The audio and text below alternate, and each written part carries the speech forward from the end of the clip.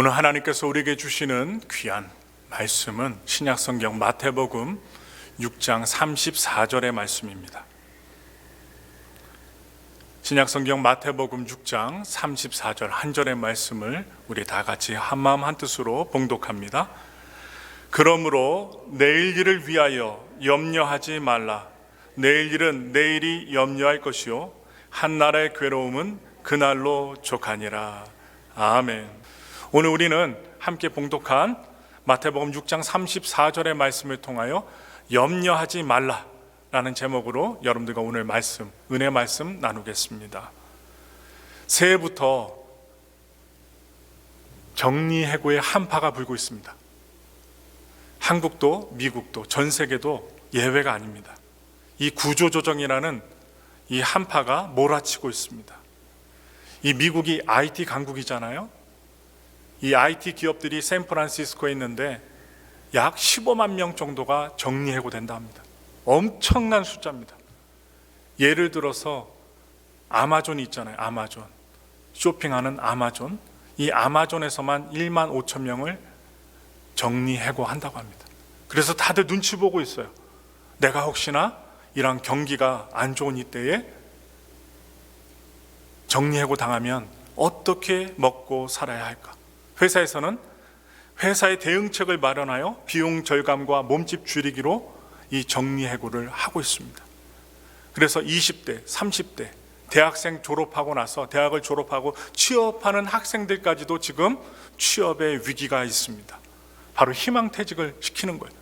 먼저 퇴직하는 사람에게 퇴직금을 많이 줄 테니 어서 빨리 퇴직하라. 참 안타까운 시절입니다. 바로 다른 사람의 얘기가 아니라 바로 내 얘기라고 한다면 우리는 당장 내일 뭐 먹고 살아야지 염려하지 않을 수밖에 없습니다. 여러분, 염려는요, 헬라어로 보니까 이 마음이라는 이 명사와 나누다라는 동사가 합쳐진 단어입니다. 마음이 나누어졌다는 거예요. 즉 우리의 마음을 나누게 하는 것이 염려라는 단어입니다. 염려, 마음이 나누인다. 이 염려하면 어떻게 됩니까? 밤에 잠이 오질 않습니다. 아무리 좋은 식사가 눈앞에 있어도 맛있지가 않은 거예요. 입맛이 없어집니다. 그래서 염려는 이미 지나간 일에 대해 후회하게 하며 우리의 마음을 나누어 버립니다. 또한 염려는 또한 내일 일에 대하여 걱정하게 하면서 우리의 마음을 나눕니다.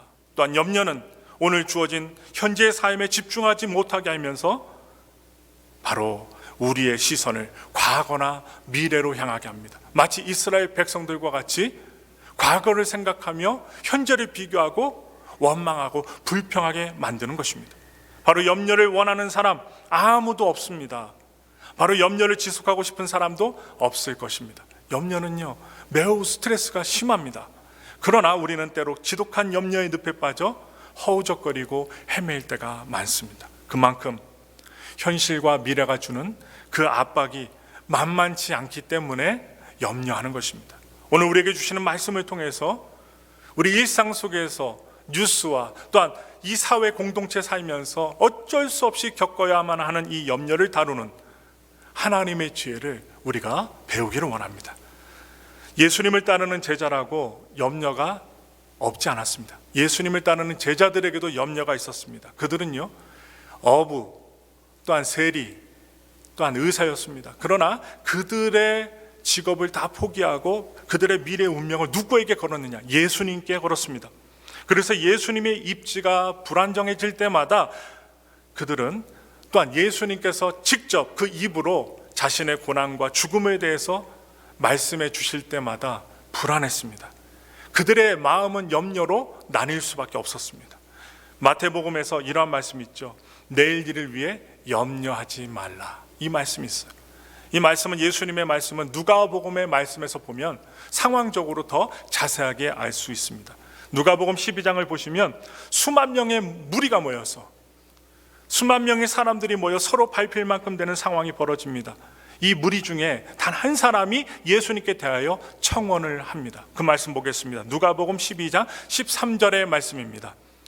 무리 중에 한 사람이 이르되 선생님, 내 형을 명하여 유산을 나와 나누게 하소서 하니. 지금 이 사람은 형제 간의 유산 문제로 형과 다툼이 있었던 모양입니다. 형이 많은 유산을 가졌고 자신이 적은 유산을 가진 것 같아요. 이에 예수님이 이야기를 들으시고 말씀하십니다. 누가복음 12장 15절의 말씀입니다. 그들에게 이르시되 삼가 모든 탐심을 물리치라. 사람의 생명이 그 소유에 넉넉한 데 있지 아니하니라 하시고, 지금 무리 중에서 청원한 이 한 사람의 이야기를 통해서 예수님이 대답을 해주시는데 어떤 말씀을 하십니까? 예수님은 그에게 소유가 많다고 해서 아주 생명력 있는 삶, 평안한 삶, 능력 있는 삶을 사는 것이 아니라 탐심을 물리치는 것이 더 중요하다는 사실을 말씀해 주십니다. 이어지는 장면에서 예수님은 바로 제자들만을 상대로 이야기를 하십니다. 누가복음 12장 22절부터 23절의 말씀입니다. 읽겠습니다. 또 제자들에게 이르시되 그러므로 내가 너희에게 이르노니 너희 목숨을 위하여 무엇을 먹을까 몸을 위하여 무엇을 입을까 염려하지 말라. 목숨이 음식보다 중하고 몸이 의복보다 중하니라. 아멘. 이렇게 예수님 말씀하시면서 공중의 새와 들의 백합화를 보라, 그렇게 얘기하시면서 산천사냐를 보여주시면서 하나님이 만드신 창조물들을 보여주시면서 이야기하십니다. 또한 마태복음 6장 26절 그리고 읽겠습니다. 공중의 새를 보라, 심지도 않고 거두지도 않고 창고에 모아들이지도 아니하되 너희 하늘 아버지께서 기르시나니 너희는 이것들보다 귀하지 아니하냐. 더 보겠습니다. 마태복음 6장 28절부터 30절 말씀입니다. 또 너희가 어찌 의복을 위하여 염려하느냐. 들의 백합화가 어떻게 자라는가 생각하여 보라. 수고도 아니하고 길쌈도 아니하느니라. 그러나 내가 너희에게 말하노니 솔로몬의 모든 영광으로도 입은 것이 이 꽃 하나만 같지 못하였느니라. 오늘 있다가 내일 아궁이에 던져지는 들풀도 하나님이 이렇게 입히시거든 하물며 너희일까 보냐. 믿음이 적은 자들아. 제자들에게 특강하시는 거예요. 제자 12명을 딱 모아놓고 염려하는 그 모습을 보시고 예수님이 말씀하시는 거예요. 비유법으로 말씀하셔요. 그래서 예수님께서 염려에 사로잡힌 사람들, 바로 제자들에게 이야기하시는데, 염려가 생기면 믿음이 작아집니다. 믿음이 크면 염려를 물리칠 수 있는데 믿음보다 염려가 커지면 믿음이 작아져요. 시야가 좁아지고 눈앞에 현실의 문제가 가득하여 크게 다가옵니다. 마치 죽을 것만 같은 거예요. 예수님은 제자들의 시선을 하나님의 세계로 옮겨줍니다. 골똘하게 문제 가운데 자신의 그 염려 가운데 빠진 그 시야를 눈을 들어 하나님이 만드신 자연 만물을 바라보게 하시면서 시야를 돌리시는 거예요. 염려를 일으키는 현상 너머의 세계를 보게 하시는 거예요.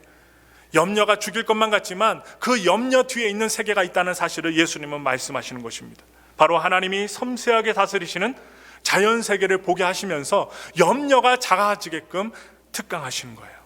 바로 믿음을 강하게 하는 것입니다. 하나님이 배후에 계시다는 것을 알려주시는 것입니다. 하나님이 다스리신다는 이 믿음이 있다면 우리는 내일의 염려에 사로잡히지 않게 되는 것입니다. 여러분들의 몸이 중요합니다. 건강이 중요합니다. 며칠 전에 제 학교 한 학년 선배인 대학교 한 학년 선배가 천국 갔어요. 만 나이로 45입니다. 한 학년 선배인데 심장 마비로 돌아가셨어요. 안타까운 일이죠. 그 전에 징조 증상이 있었어요. 어떤 증상이냐? 심장이 아픈 거예요. 막 뜨끈뜨끈한 거예요. 뛰다가 안 뛰다가 하는 것 같은 거예요. 그래서 제 동료한테, 제 동기 목사한테 카톡을 보낸 내용이 있더라고요. 근데 몇 달이 지나지 않아서 천국 갔습니다. 우리의 몸이, 하루를 살아가는 우리의 몸과 마음과 믿음이 중요하다는 거예요. 천국 가면 그만이다. 천국 가면 영원한 삶을 살겠죠. 믿음으로 말미암아. 그러나 이 세상에서의 삶도 중요합니다. 왜냐? 자기의 아내와 토끼 같은 아들이 있기 때문에 좀 더 살았으면 하는 인간적인 마음이 듭니다. 그러한 모습을 보면서 또 운동을 하면서 좋은 마음을 먹고 음식을 먹으면서 어떤 생각해요? 오늘 하루를 살아도 기쁘고 행복하게 살아가게 하소서. 하나님 앞에 부끄럽지 않은 모습으로 살아가게 하여 주옵소서. 음욕, 탐욕, 욕심으로 살아가지 말게 하시고 하나님의 영광을 위해서 살아갈 수 있는 믿음을 주소서, 순종함을 주시옵소서. 그렇게 기도했어요. 여러분, 우선순위가 중요합니다. 그래서 예수님은 이어 말씀하십니다. 누가복음 12장 29절부터 30절 말씀 읽겠습니다. 너희는 무엇을 먹을까 무엇을 마실까 하여 구하지 말며 근심하지도 말라. 이 모든 것은 세상 백성들이 구하는 것이라. 너희 아버지께서는 이런 것이 너희에게 있어야 할 것을 아시느니라. 제자들은 그들의 삶이 이 땅에서 무엇을 먹고 무엇을 입을까 염려하는 것에 낭비하고 있었습니다. 그들은 이 세상에서 하나님의 나라를 구하는데 집중된 삶, 예수님을 바라보고 신앙의 삶, 믿음의 삶을 살아야 되는데 집중된 삶을 살지 못했어요. 그래서 예수님이 이렇게 말씀하십니다. 누가복음 12장 31절부터 32절의 말씀입니다. 다만 너희는 그의 나라를 구하라. 그리하면 이런 것들을 너희에게 더하시리라. 적은 무리여 무서워 말라. 너희 아버지께서 그 나라를 너희에게 주시기를 기뻐하시느니라. 아멘. 지금 이 말씀을 누구에게 하셔요? 12명의 제자들에게 말씀하십니다. 그러므로 이 12명의 제자들은 세상 사람들이 사는 방식에서 돌아선 아주 적은 무리였습니다. 작은 무리였어요. 다수가 가지 않은 길을 이 제자들은 예수님을 믿음으로 말미암아 두려움으로 따랐습니다. 남들이 가지 않는 길을 갈 때 두려움이 임합니다. 특별히 우리 남성들이 20년, 30년, 40년 직장 생활하다가 은퇴를 하면 두려움이 임합니다. 왜냐? 지금까지 해왔던 모든 일들을 다 내려놓고 새로운 길을 가야 되기 때문입니다. 두렵습니다. 안 해봤던 일이기 때문에 두렵습니다. 한국에서는 수많은 은퇴자들이 다 치킨 집회요, 커피숍 하려고 합니다. 빚을 내서 아니면 퇴직금을 모아갖고 사업장을 벌이지만 만일이라도 망한다면 노후가 보장되지 않습니다. 자녀들은 결혼해야 되는데, 대학을 졸업해야 되는데 자녀들에게 도움도 주지 못하지만 자신의 노후까지도 불안정하게 됩니다. 이러한 시대에 우리가 살고 있습니다. 제자들도 마찬가지였어요. 그래서 예수님은 그들을 향해 적은 무리여 무서워 말라 말씀하셨어요. 예수님은 이들이 소유를 위해 사는 자들이 아니라 하나님의 나라, 바로 하나님 나라를 구하는 자들로 살아가기를 원하셨습니다. 사명이 있는 거예요. 이 제자들에게는 목적이 있고 사명이 있었습니다. 그리고 먼저 그의 나라를 구할 때 하나님께서 그들의 먹고 입는 것을 더해 주실 것이라고 분명하게 말씀하셨습니다. 분명하게, 흐지부지하게, 흐리멍텅하게 말씀하신 것이 아니라 이 제자들이 하나님 나라를 구하며 사명을 감당할 때 먹고 입는 것까지 책임져 주시겠다라고 말씀하셨어요. 예수님은 더 나아가 제자들이 자신의 소유를 나누는 삶을 살기를 원하셨습니다. 우리 다 같이 누가복음 12장 33절의 말씀 읽겠습니다. 너희 소유를 팔아 구제하여 낡아지지 아니하는 배낭을 만들라. 곧 하늘에 둔 바 다함이 없는 보물이니 거기는 도둑도 가까이 하는 일이 없고 좀도 먹는 일이 없느니라. 예수님은 소유를 나누는 삶이 바로 하늘의 보물을 쌓아두는 삶이라고 아주 비유적으로 말씀하십니다. 여기서 예수님의 제자들이 가져야 할 삶의 목적과 지향점이 분명하게 나옵니다. 무엇입니까?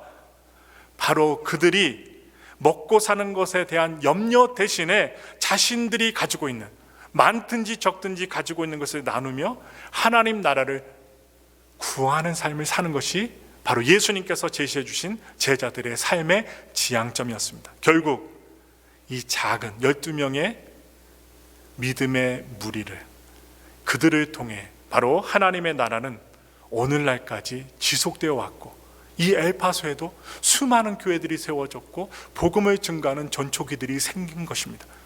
많은 사람들이 아닙니다. 적은 사람들이 하나님 앞에 믿음으로 순종하고 삶의 지향점을 하나님께 두고 복음의 삶의 지향점을 두고 살았기에 이 교회들이 생겨지고 또한 하나님께 영광을 돌리고 있는 것입니다.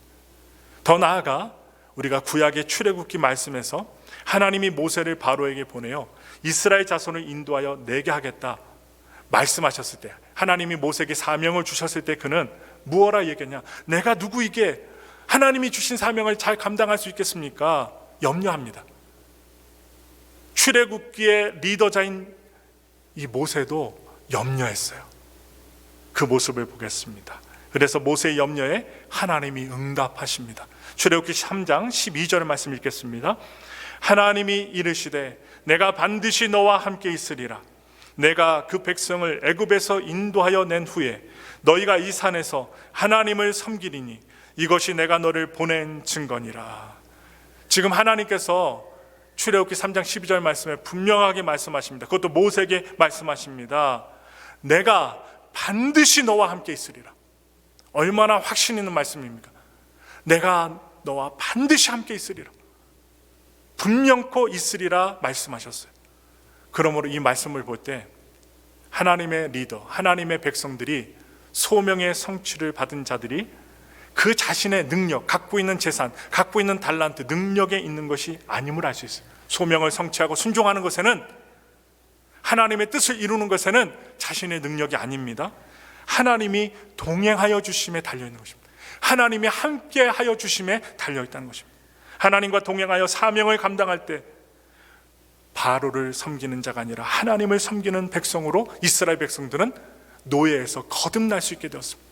하나님을 만날 수 있었어요. 우리 다 같이 출애굽기 3장 13절의 말씀을 크게 읽겠습니다. 모세가 하나님께 아뢰되 내가 이스라엘 자손에게 가서 이르기를 너희의 조상의 하나님이 나를 너희에게 보내셨다 하면 그들이 내게 묻기를 그의 이름이 무엇이냐 하리니 내가 무엇이라고 그들에게 말하리까. 아멘. 모세는요 지금 동족 이스라엘 백성들에게, 자손들에게 가서 하나님이 누구이신지를 말해야만 합니다. 그런데 이 수많은 이스라엘 백성들에게 하나님이 누구이신지를 설명할 자신이 없었어요.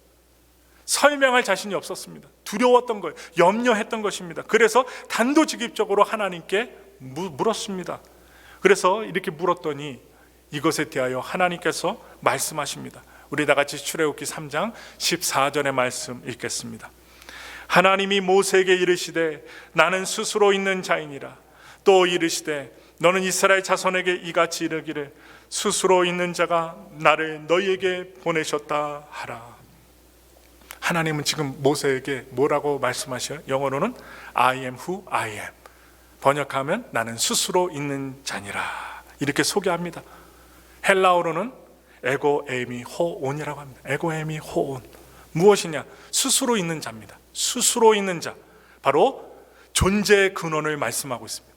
이 세상의 존재의 근원이 되시는 분, 바로 하나님이라는 거예요. 그러니 이렇게 번역하면 하나님은요 그리스의 철학자들의 하나님이 될 수도 있습니다. 존재 근원이라고 하니까요. 그런데 이스라엘의 유대인들은 이것을 미래 시제로 생각하고 번역합니다. 뭐라고 하냐? I will be what I will be라고 합니다. 뭐냐? 즉 나는 미래 시제의 하나님이라는 거예요. 미래에 나타나는 하나님, 미래에 함께 하시는 하나님이라는 것입니다. 모세나 이스라엘 백성들은 하나님이 행동하시기 전까지는 하나님이 누구신지 알지 못했습니다. 전혀 알지 못했어요. 야훼, 아도나이 이런 이름으로만 알고 하나님의 존재를 두려워했지요.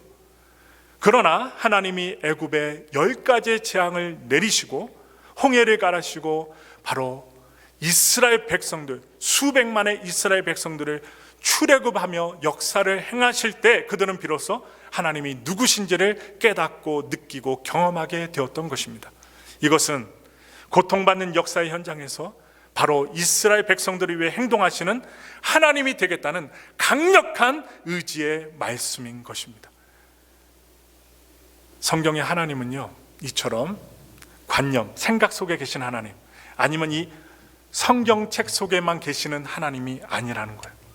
우리의 삶 속에 관여하시는 하나님이라는 거예요. 관념 속에 머물러 있는 분이 아닙니다. 고통받는 역사 속에 개입하셔서 바로 우리의 현실을 바로 잡으시는 하나님이십니다.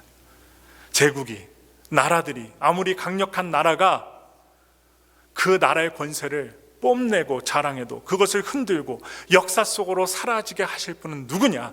바로 전능하신 하나님이시는 거예요. 바로 그 하나님은 내일에 대해 염려하고 있는 모세에게 미래에 행동하실, 관섭하실 하나님으로 자신을 계시하신 것입니다. 나는 너와 함께한 하나님, 앞으로 너를 도와주실 하나님이다 라고 말씀하신 것입니다. 그러므로 우리 인생은 무언가에 잡혀 있습니다. 자유를 갈망하지만 애국과도 같은 세력에 잡혀 있는 삶을 살게 됩니다. 어떤 사람은 물질에, 어떤 사람은 음란에, 어떤 사람은 탐욕에, 어떤 사람은 살인에, 이러한 것에 붙들려 삶을 아주 비참하게 살아갑니다. 그 때문에 우리는 하나님이 열어가실 미래를 살기보다는 과거에 매일 때가 많습니다. 이스라엘 백성들이 그랬어요. 고기가마 곁에서 고기를 씹을 때, 마늘을 먹을 때 그때가 좋았다라고 하나님 앞에 서슴없이 만나를 비하하며 하나님이 주신 것을 아주 원통해 합니다. 싫어합니다. 그래서 노예처럼 오늘의 삶을 반복하려는 그 죄의 습성이 이스라엘 백성들에게도 있고 우리들에게도 있다는 거예요. 그런 우리들에게도 출애굽이 필요합니다. 오늘날 2023년 삶을 살아갈 때 우리들도 출세상이 필요하다는 사실이에요. 우리의 미래를 위해 행동하시는 하나님을 우리가 신뢰하며 우리를 부르시는 하나님의 부르심에 응답하며 바로 일어설 때 우리는 염려 대신 출애굽의 기적을 발견하고 경험케 될 것입니다. 예수님은 말씀하셨어요. 그 말씀 보겠습니다. 마태복음 6장 24절의 말씀입니다. 한 사람이 두 주인을 섬기지 못할 것이니 혹이를 미워하고 저를 사랑하거나 혹이를 중히 여기고 저를 경히 여김이라. 너희가 하나님과 재물을 겸하여 섬기지 못하느니라. 여기서 재물이 나옵니다. 재물이라는 단어가 나오는데 이 재물이라는 단어가 원어로는 만몬입니다. 만몬이즘 하죠. 만몬이즘. 우리가 하나님을 섬기는 것을 선택하지 않고 순종하지 않으면 이 만몬을 섬기는 자들이 됩니다. 물질을 섬기는 자, 돈을 섬기는 자, 탐욕에 사로잡힌 자들이 된다는 거예요. 만몬의 절한 자들의 힘이 점점 막강한 시대에 우리는 살고 있습니다. 로또 당첨된 사람들을 부러워하는 삶을 살아가는 시대에 우리는 있어요. 이러한 사회에서 인간의 존엄성은 사라지고 우리 공동체라는, 우리라는 이런 모습들은 점점 약화되고 죽어가는 시대에 살고 있습니다. 이런 사회에서 돈 없는 사람은요, 바로 내일을 염려하며 살 수밖에 없다는 사실이에요. 그러나 바로 돈이, 탐욕이 이 세상을 떨치는, 지배하는 이 세상에서 우리가 염려하지 않기로 결단하는 것, 그것은 가장 시급한 영적인 전쟁이라는 것입니다. 영적인 전쟁입니다. 이 세상의 흐름에 압도당하는 것이 아니라 하나님을 신뢰하며 섬기는 것이 바로 우리 믿음의 사람들의 선택이 되어야 한다는 사실이에요. 이 세상 수많은 돈을 누가 많이 갖고 있어요? 소수의 엘리트들이 가장 많이 갖고 있습니다. 그래서 신세계 질서를 따르는 것이 아니라 그들은 뭐라고요? 예를 들어서 빌 게이츠만 해도 소수의 엘리트입니다. 수백 주의 자산을 갖고 있어요. 지금 화장실 개선 사업에 여러 가지 돈을 투자하고 개발을 하고 있지만 아주 무서운 이야기들을 서슴없이 인구가 좀 줄어들어야 된다는 거예요. 그만큼 많이 죽어야 된다는 소리예요. 겉으로는 유식하게 말을 하지만 다수가 살아가는 세상이 아니라, 다수가 아니라 좀 사람들이 죽어서 소수가 건강하게 믿음으로 살아가는 세상, 그런 세상을, 유토피아를 빌 게이츠는 바라보고 목표를 두고 살아가는 사람입니다. 자기의 탐욕으로 세상을 지배하고자 하는 사람이죠. 그 사람만 있습니까? 얼마나 수많은 사람들이 언론을 갖다가 장악하고 그리고 사람들의 눈을 가리고 잘못된 정보들을 퍼뜨리는지 모릅니다. 그래서 우리는 무엇이 진실인지 무엇이 거짓인지 혼란한 상태에 우리는 살고 있습니다. 돈을 가진 자들이 그들의 목적에 맞게 병도 주고 치료제도 만들고 사람이 죽어나가는데도 도와주지 않고 인구 감축을 갖다가 조절합니다. 얼마나 무서운 세대에 살고 있습니까? 이 모습을 궁극적으로 보면 누구를 따라하는 거예요? 하나님처럼 되고자 하는 그러한 바벨탑을 쌓고 있는 이 시대에 우리가 살고 있다는 사실입니다. 그런데 우리는 이러한 세상 속에서, 소수의 엘리트의 사람들이 좌지우지하는 세상 속에서 먼저 그의 나라와 그의 의를 구하며 이 땅에 하나님 나라의 영원한 질서를 만들어내는 예수님의 제자가 되는 것이 중요하다라고 예수님은 우리에게 말씀하고 계신 거예요. 또한 우리는 모세가 대면했던 하나님이 우리와 함께 하시는 바로 하나님임을, 그러한 분이심을 믿어야 한다는 사실입니다. 그분은 우리의 미래를 위해 행동하시는 하나님입니다.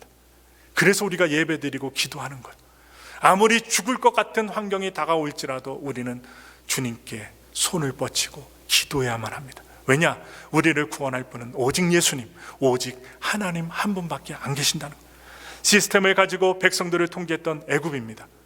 강대국이었습니다. 너무도 강력했던 제국이지만 그 애굽을 무너뜨리고 이 애굽의 역사를 무너뜨리고 출애굽을 이루신 하나님, 바로 그 하나님이 오늘날 우리의 하나님이라는 거예요. 그 하나님은 반드시 우리의 구원을 위해 앞으로도 행동하실 것입니다. 끝으로 우리가 이 세상의 염려에서 벗어나려면 이 마태복음과 누가복음에서 보여주고 있는 내용이 있습니다. 무엇이냐? 공중에 나는 새와 들의 핀꽃을 보아야 합니다. 좀 힘든 어려운 상황을 겪고 계신 우리 성도님들, 너무 힘들 때 잠시 밖으로 나가셔서 하늘을 보세요. 들판을 보세요. 물이 없는 곳에서 들꽃이 자라납니다. 잡초가 자라납니다. 아무것도 주지 않는데 알아서 자라나요. 그걸 누가 자라나게 하셔요? 하나님이 하신다는 거예요. 작은 새 한 마리도 하나님이 허락하지 않으면 이 땅에 떨어지지 않는다는 거예요. 죽지 않는다는 거예요. 그러므로 만몬의 굴레, 탐욕의 굴레를 쉽게 벗어나지 못하고 거기 절할 때, 이 절하는 이 세상 속에서 우리가 주목해야 될 것, 하나님의 섭리와 자연 만물을 바라보라는 것입니다. 그러므로 하나님이 만드신 이 하나님의 손길을 우리가 바라볼 때 만몬보다 더 크고 아름다운 존재를 삶에서 발견할 수 있다는 거예요. 그래서 이 땅에서 진정한 부자는 누구일까요? 진정한 부자는 하나님을 소유한 사람입니다. 하나님을 소유할 때 진정한 부자가 될 수 있습니다. 세상의 흐름 때문이 아니라 하나님의 영원함의 이끌림을 받는 사람, 진짜로 부자입니다. 하나님의 부자입니다. 하나님께서는 그 나라를 우리에게 주기를 기뻐하십니다. 하나님은 그 나라를 구하는 자들에게 모든 것을 더해 주신다라고 말씀하셨습니다. 공중의 새를 기르시는 하나님, 꽃들에게 옷을 입혀주시는 하나님, 들꽃도 자라게 하시는 하나님, 예수님은 그 하나님을 신뢰하며 제자들에게 말씀하셨습니다. 하나님이 이렇게 입히고 기르시거늘 하물며 너희일까 보냐. 너희를 가만두겠어? 들꽃도 또한 잡초도 하늘의 새도 먹이시는 하나님이 너희를 가만두시겠어? 굶어 죽게 하시겠어? 예수님이 말씀하셔요. 그러므로 하나님이 이렇게 기르시고 입히시거나 하물며 너희일까 보냐. 마지막에 뭐라고 하셔요? 믿음이 적은 자들아. 믿음이 적은 자가 되지 않기를 축원합니다. 하나님이 열어가실 미래를 확신하는 자가 되기를 원합니다. 오늘 말씀을 마치면서 여러분들께 권면합니다. 한번 과거를 한번 생각해 보세요. 저도 여러분들도 가장 힘들고 어렵고 죽기만큼 힘들었던 때가 있었을 것입니다. 그때에 하나님을 향하여 작은 입술을 버리고 기도했던 여러분과 저의 모습을 다시 한번 상기하기 원합니다. 그때는 죽기까지 힘들었는데 지금은 그 모든 죽고 힘들었던 내용들이 다 지나가고 살고 있는 우리 현재의 모습을 한번 돌아보기 원합니다. 내가 잘한 것 같지만 그렇지 않습니다. 하나님이 함께 하셨기 때문에 오늘날 저와 여러분들은 지금 살고 있는 것입니다. 과거의 상처와 실수로 인해 염려를 반복하는 자가 되지 않기를 바랍니다. 과거에 머물지 않고 새로운 역사로 이끌어 주실 주님을 기대하며 살기를 원합니다. 또한 미래의 불확실함 때문에 두려워하지 마십시오. 바라기는 우리의 내일의 삶에도 함께 동행하실 하나님을 기대하며 세상이 어떻게 변하여도 오직 하나님만 섬기는 에파소 수목기 모든 성도님들이 되시기를 예수님의 이름으로 축원합니다.